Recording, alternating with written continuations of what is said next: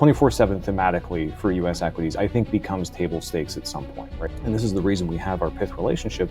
But I think once that floodgate is open, there's no going back. Would you like to trade at night? And they said, I don't. I want to go home. I have a life. There's nothing at night that I can get out of this. So welcome to Market Minds, where we reach into the Pyth Network's collaborators to find some innovators who are pushing the boundaries using technology, understanding market structure, and really trying to make the world a better place from a investors and trading perspective. So today I'm incredibly excited. I've got John Willock here, who's the Chief Revenue Officer of Blue Ocean. We're going to talk a little bit about market structure, a lot about Blue Ocean, and particularly some of the stuff that you guys are building and are really pushing the boundaries on. So John, thanks so much for joining me today. Oh, thanks so much for having me, Mike. I'm a big supporter of all things Pyth, and the Oracle network into blockchain as a concept has been something that's been near and dear to me for a long time. Very great. So let's just get started. You've been in the markets for a long time.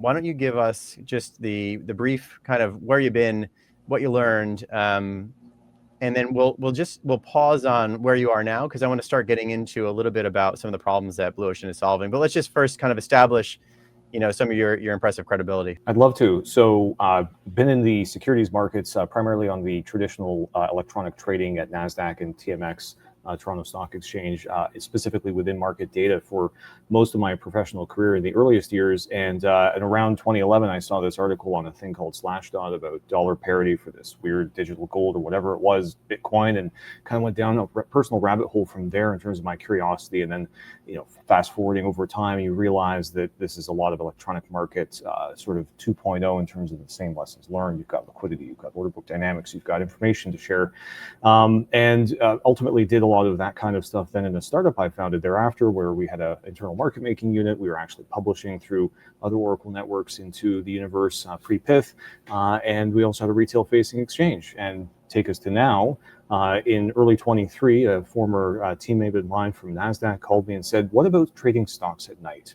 And that's what Blue Ocean really is, in a nutshell. Is there has historically been the traditional market hours. Everybody knows 9:30, you see the NYSE bell or the NASDAQ bell on TV, and people expect that to be the true market opening. And in a sense, it still is actually the open of the official market session from 9:30 to 4, but progressively over time, there were earlier and later sessions added. So you had the pre and the post, which collectively ran from 4 a.m. all the way till 8 p.m. And then Blue Ocean came into the scene around June of 2021 as an ATS, so a secondary trading venue, not an exchange itself, but same functionality in terms of order book driven markets to allow for anyone to come and trade, and said, what if we trade from 8 p.m. to 4 a.m.? And this was really something that seems logical now to have 24-hour markets, but in securities, it's been a newer idea than necessarily in crypto, where it's a never-ending market, right? Once these things sort of came online, there's no close, there's no open, there's no weekends and holidays.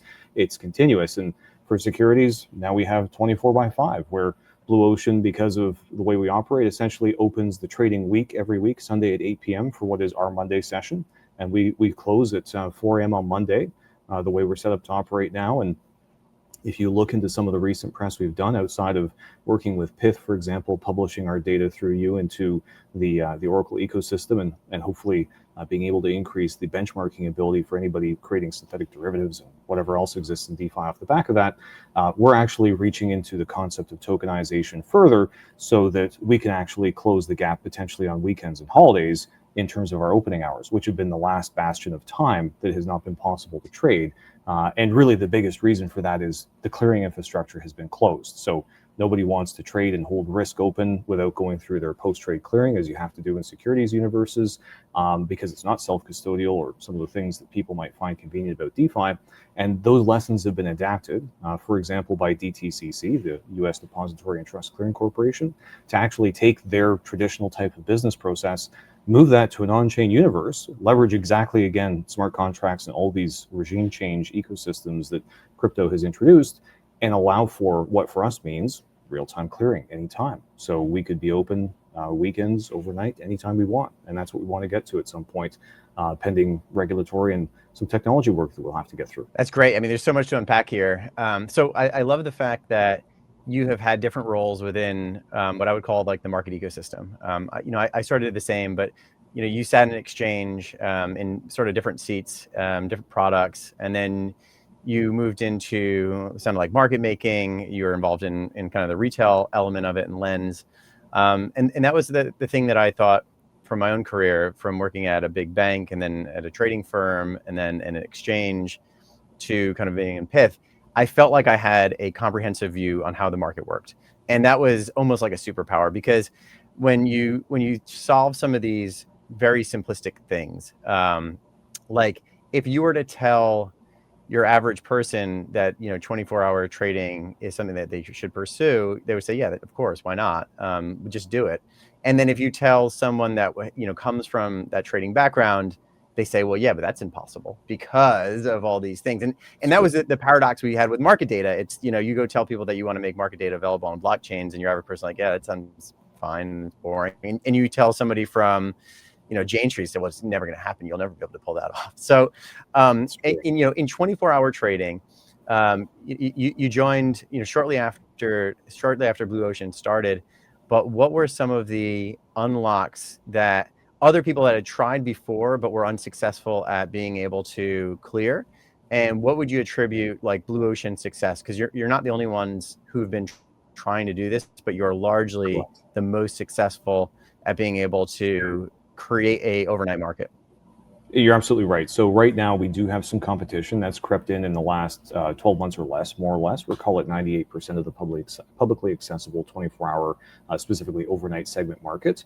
And in terms of how we came to be where we are, and some of your comments there, essentially the very first reason that this took so long to get here is that 10 years ago, these same questions were being asked, that people asked New York stock exchange, based people, and I don't mean NYSE specifically, I mean NASDAQ as well, asked the New York Wall Street community, would you like to trade at night? And they said, I don't. I want to go home. I have a life. There's nothing at night that I can get out of this, right? It was just not seen as something logical to them, let's say 2010 to 2015 timeframe.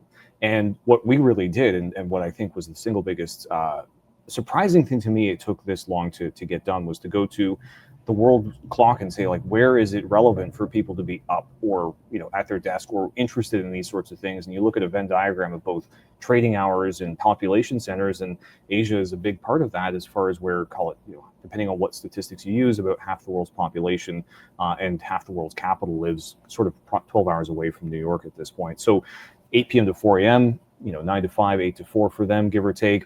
That's where you want to be in terms of being able to access U.S. markets. And especially when you look at a lot of the global listings that are now available in the U.S., it's a very globally relevant thing, more so than it was even 15 or 20 years ago. Whether you care about ETFs that have APAC content, Euro content, other global content, or individual stocks that have ADRs, for example. So that was really the impetus, was finding the audience who wants to make use of this thing and kind of put orders in the box, so to speak, which we did. And that's been growing substantially from a few countries into, call it, 27 countries globally now, where we're present with some degree of clients. And in terms of what it took to solve, I mean, there was a blank space. There were all kinds of rules and standards and norms that you'd expect to have for anywhere from that 4 a.m. to 8 p.m. Expected time frame, and anything outside of that was left unsaid. There was no guidance. There was no plan for this. So we worked with regulators. We asked them, how should we define certain things? What would you be comfortable with? We talked to, of course, the participating brokers who'd have to be there first. And some of the bigger issues would be, first of all, that clearing issue, which DTC has actually brought their hours much closer to 24 hours on a weekday already. And that's been a big help. But then things that people in crypto might not think about, like corporate actions. So, companies issue dividends. They may issue a stock split. I think we're seeing something like that happen with Netflix as of yesterday night, if I'm not mistaken, today's session. For the rest of the market, stuff that is disruptive. So, when Bitcoin had various Bitcoin golds and Bitcoin cashes and things like that spin off, it was not affecting the primary Bitcoin product itself. These were sort of items that came into their own existence and became autonomously available separately from the parent. These are actually, these corporate actions, things that affect the core stock itself. So those usually mean a database change. I had 10 shares, now I have 100 because they did a 10 for 1 or something like that. And people were updating their databases overnight. So suddenly they didn't have time that they could be closed and update their databases if we were going to be trading that stock at 8 p.m. when that's tomorrow's trade date. And for them, that should mean that they should be looking at the 100 unit, not 10 unit valuation of what this stock is. So $10 stock becomes a dollar stock or $100 stock, depending which way you go.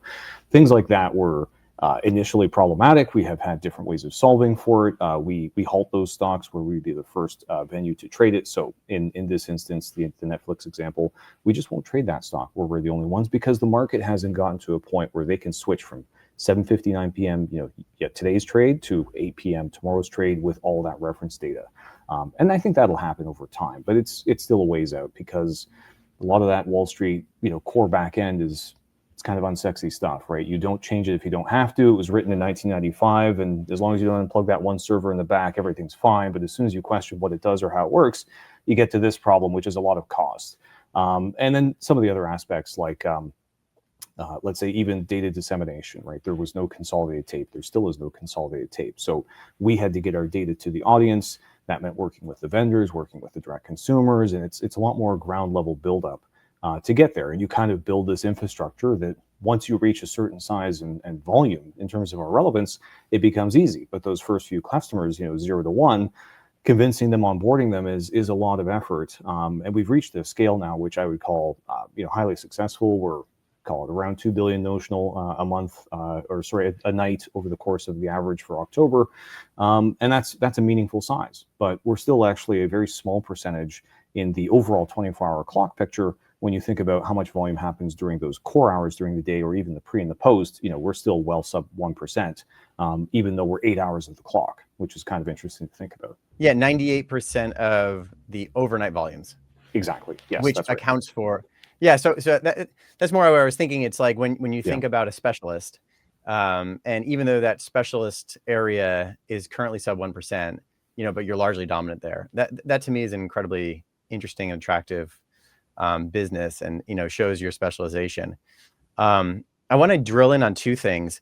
So the corporate action thing, I think that you outlined great. There was the assumption that we need these overnight windows to be able to update our databases without a impetus to shorten those windows. Like status quo will probably never push them faster. And so the two things I want to know is, are you seeing some of the innovators who are actually able to come back online much quicker and maybe are pushing you to be a little bit faster? Number one. And then number two, like, how has the initial hypothesis or distribution changed from the Asia access and active overnight to now seeing other regions start to light up because there's people to trade against, or just because it's available and maybe you didn't think about asking for it, but now that it's here, you actually want to use it?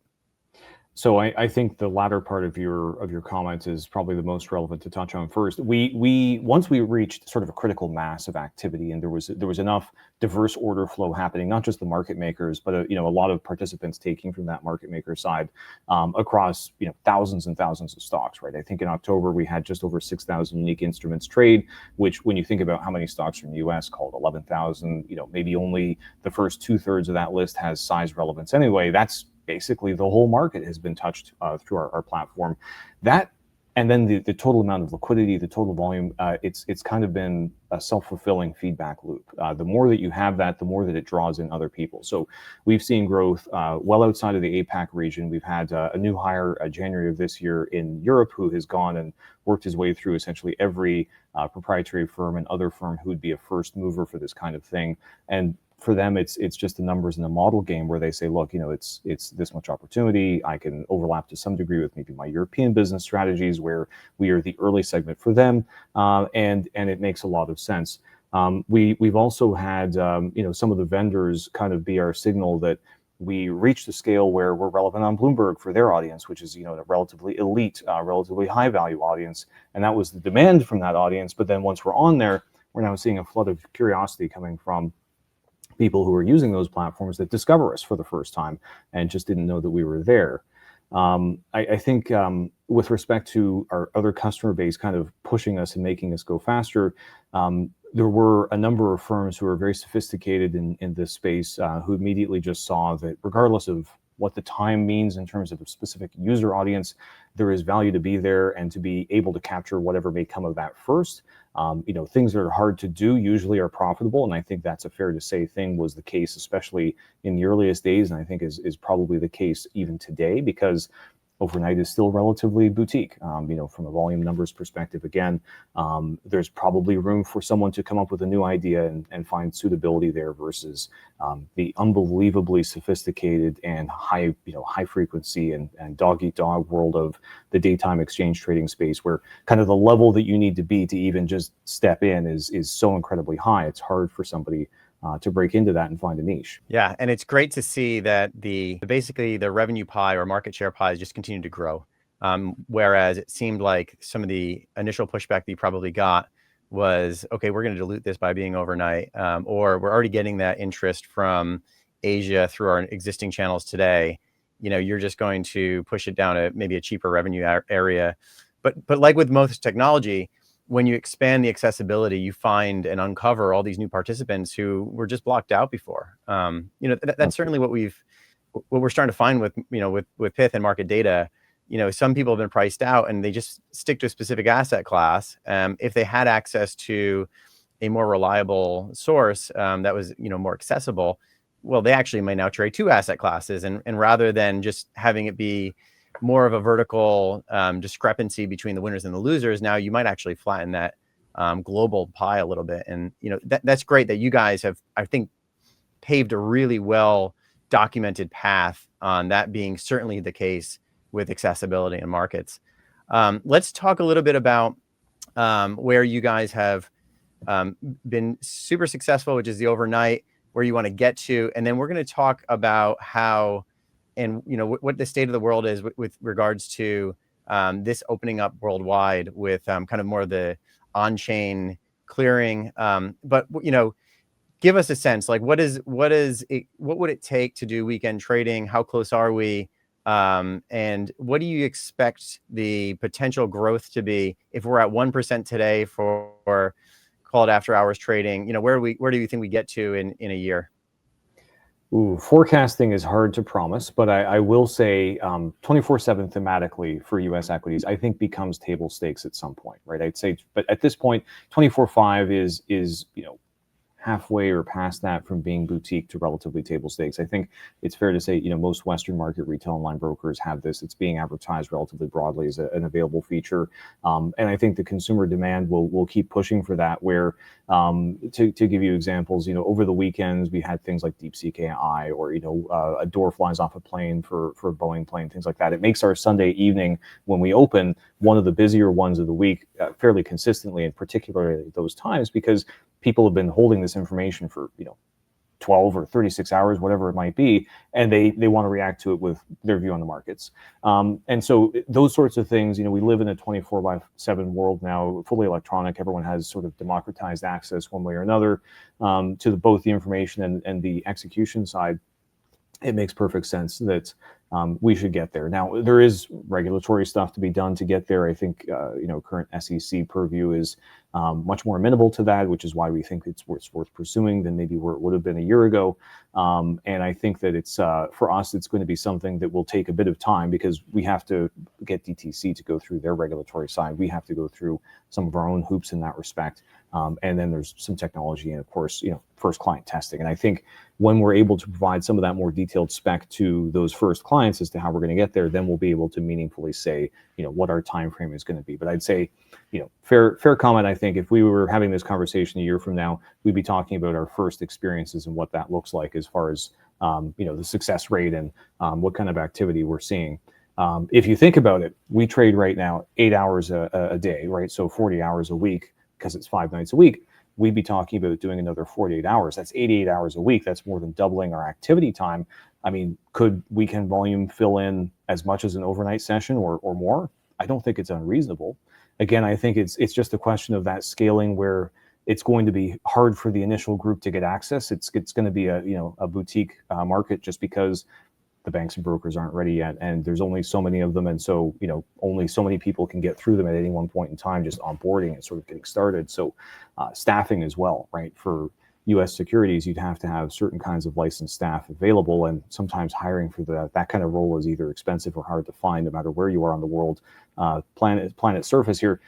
A Saturday shift is either just not somebody's cup of tea or very expensive to fill. So I think those will probably moderate it to some extent, but I think once that floodgate is open, there's no going back. There's no, never mind, we'll do 5 days a week unless something truly insane were to happen here. So I think once the retail and the institutional user base get a taste for whatever that profitability or sort of perhaps protection mechanism that can offer in terms of mitigating risk whenever they see things happen on the weekend, we'll really cement that. Yeah, it's almost that bridge to building the liquidity so that it becomes this area where it's got this high trust, but that 0 to 1, as you figured out by getting that kind of massive liquidity from like the specific areas within Asia that that had the enough to be able to absorb risk. You need to find that on the weekend trading. The way that we see sort of market structure evolving within the crypto space is a lot of people have been building different hybrids types of exchanges. Some of them look a little bit more like CFD brokers. Some of them look a little bit more like order books and operate with different trade-offs, right? Everything from AMMs to like the Oracle price linked ones that have various routes to be able to kind of bucket tip the risk there. Do you think there's a world where we start to see the weekend trading really come up through crypto rails and then merges back in? Or do you think that for equities, it's going to follow a similar path to what we had before? For control related reasons, by which I mean things related to AML, as well as the transportability of some of those securities when they exist in the legal format that they are right now, I think that it's going to be a more measured path to any kind of significant change. So when we talk about tokenized securities, we're in the way that we can do them, right? Because there's a few different instances of what tokenized securities represent right now. In the way that we can do them, it's still going to be a semi-walled garden, in the sense that the people who can actually take possession of those in a self-custodial manner are going to be DTC registered participants. They're not going to be an average individual receiving them to their mobile phone wallet or something like that. That's not to say that couldn't happen, but it's not going to be the day one thing, because you've got to do this in a way where you sort of manage the risk and potential for unforeseen circumstances, because it ultimately underpins so much of the comfort that people have with the U.S. securities markets, and the fact that it behaves well, it's very efficient and it's secure, that you don't want to mess with that too much too fast. But I think what we're learning now as we look at the way other non-national market system listed securities are being handled in terms of at the the issuer and transfer agent level being tokenized, and there is self-custodial there, will probably help inform what people want to do with the listed stocks as well. And I think what we're seeing with kind of the third version, which is probably the most publicly best understood, is what I call kind of like the ETP type products. So your various issuers like an Xstocks or an Ondo or someone like that, who takes and holds the traditional format security, if you will, has a brokerage account somewhere and then is issuing these tokens against it. But that's going to be company-specific risk that's included. Is this company going to be available to give me my underlying stock if I want it? Am I owed dividends? Do I have voting rights? So I have these other things that make it the same or not the same as owning the actual stock itself. But those are great because now you have this fully transferable product that is self-custodial, and if you want to exchange it on any kind of crypto exchange, centralized or decentralized, you can, and you can't you can't access that underlying asset and hold it in your own hands unless you go through them for a withdrawal and conversion back to that stock.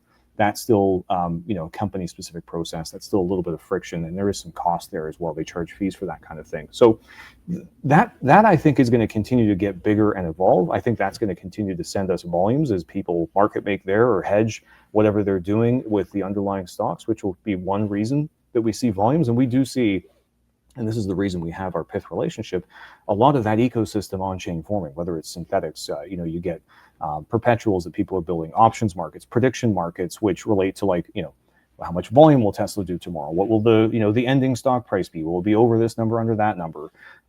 That kind of stuff, which drives a reason to pick up the data feed in the on-chain universe and then a lot of those people who are using it on chain, the market makers or whomever else more sophisticated, is looking back at where that came from, what their ability to access those underlying markets are, and then to go and interact with it because they have, some sort of reason, programmatic or otherwise, that they want to actually go and trade the location where this came from. And so for us, just to touch on Pyth specifically, has been a fantastic gateway for a lot of conversations of that sort. No, it's been a great partnership from our perspective as well. I think the open-mindedness that you have, as you described, from the experimentation across the risk spectrum to various types of access vehicles, all the way to the full bona fide national market, SEC registered ones. It feels like the access vehicles that we had with Bitcoin, right from the old days of MicroStrategy, being a proxy for an ETF, to having futures launching, to eventually having ETPs that were linked to the futures, to then spot linked, and that evolution took a really long time.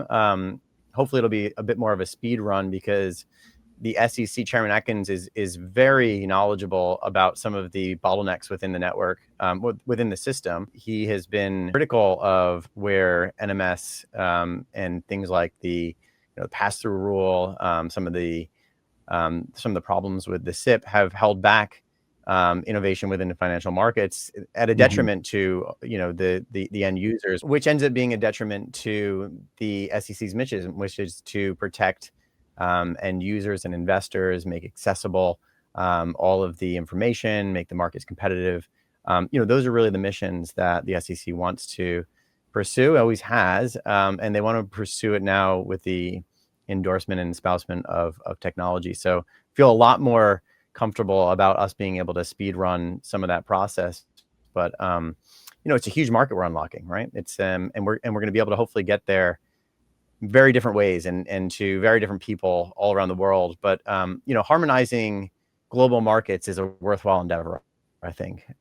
I fully agree. And it's certainly something that you guys have done, and unlocking the markets for Asia was huge, right? Like that's not something to take too lightly. I think that's a huge win for both sides, for the supply side as well as sort of the demand. I was just going to add to your point that you were making about the SEC. So I was at the Security Traders Association annual conference in mid-October, I should say, in Washington, D.C. And Chairman Atkins did actually make a presentation there and sort of talked in some of his opening words. And I think this is public record if somebody wants to go look this up, that it should be the Securities and Innovation Commission. Which is, I think, says in a few words a lot about what the direction is going to be. And I mean, there's a lot that you could take from that as far as which way this could be built. I mean, I think there's room for interpretation of where we're going to end up, a year, 2 years, 3 years from now, in some practical sense of the term. But I think seeing that technology can do it, right? And that's really what it's been with blockchain so far. Is there was a lot of deniers for a long time, whether it was banking perspective or in this case sort of markets perspective, or anything else that's been turned into an on-chain process where people took a database function, which really is what a lot of this blockchain stuff is actually created, is an alternative presentation of databases and programmatic interactivity with it, and they said no because it was controversial, because it was tied to something like a variable value crypto asset, and that had stigma to it. And now they're just saying, well, it can be done. We can either do it in a way where we facilitate it, or we're fighting it and it happens anyway. And now it's just going to happen in a way that is maybe less conducive to the market and to sort of investor safety and the things that they're trying to promote, which has nothing to do with whether or not they think it's a good investment product to buy any particular crypto available product. A whole other thing itself. So and I look at the way the on-chain markets have been evolving in terms of the different market structures, the different liquidity pools, a lot of this stuff. And I'm not saying you're going to start getting a Uniswap in securities, but you just begin to see how people have been able to test and evolve these things. If it's been successful, it's flourished, it's done well, and if it hasn't been, it's been changing it to find that market fit as well. And it's been really, really fast, right? We've talked about kind of seeing 25 years, give or take, of electronification of markets that we've been experiencing up till now, and kind of compressing that into 2, 3, 4 years, depending on what time frame you want to look at. I'd say kind of anything crypto kind of pre 2020 was a lot more basic in terms of what was self-custodial and on-chain versus the traditional centralized exchange models that a lot of people were running up until that point. I mean, you look at something like Ether Delta, and I think people, if you reach that many years back, quickly would begin to realize what pre-trade transparency means, not just in terms of your order in an order book, but you're in the mempool now placing an order to place an order, and what that means in terms of interpretation of data leakage and all the other kinds of practices that maybe also weren't the best for the market, but people began to learn very quickly on the crypto ecosystem side how markets work. And it's been incredibly fast to change since then to where we are. I mean, you look at the mid 1990s, the way the stock markets worked, for example, just reaching that far back, a lot of open outcry, a lot of slowness. But even then, people had information as a key advantage, right? If you had a guy who could run from the middle of the pit to the door and get on that phone and call the broker house from whatever they're hearing on the street, that was low latency, relatively speaking, compared to somebody who had, a slower runner or who just didn't hear that message or kind of missed something by a few seconds or a few minutes. And we're just doing all of those same business practices faster now. And I'd say even the market data distribution model is fast evolving. It wasn't so long ago that you couldn't get real-time prices on a website for, a Google Finance, Yahoo Finance. Now that's become quite commonplace as a last sale. We certainly encourage that as well.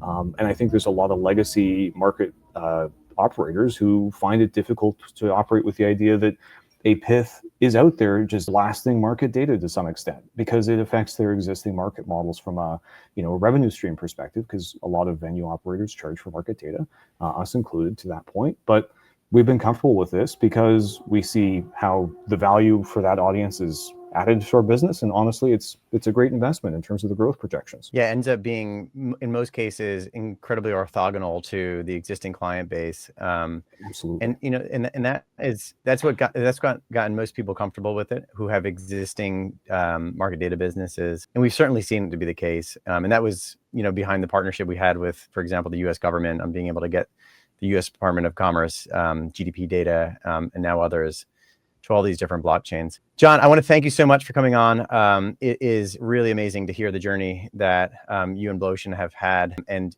congratulations to the incredible success, dominating the market share in the overnights, keeping an eye towards weekend trading, keeping an eye towards tokenization. It sounds like you're everywhere doing all the right things. So, we're certainly going to stay close and watch your journey, but really, really do appreciate you coming on and appreciate you being part of the Pyth Network. My pleasure. And I can't wait to see where both of us in this partnership end up even 6 months or 12 months from now. And I think this market on both sides, whether it's in digital asset or in my universe, securities wise, it's going to be exciting. It's going to be a fun journey. There'll be things that we didn't expect that we couldn't have predicted now, but I think it'll all be for the better. It's going to be a fun time ahead, and can't wait to see where we both end up. Yep. Thanks again, John. And we'll see you soon. Thank you, Mike. Thank you so much.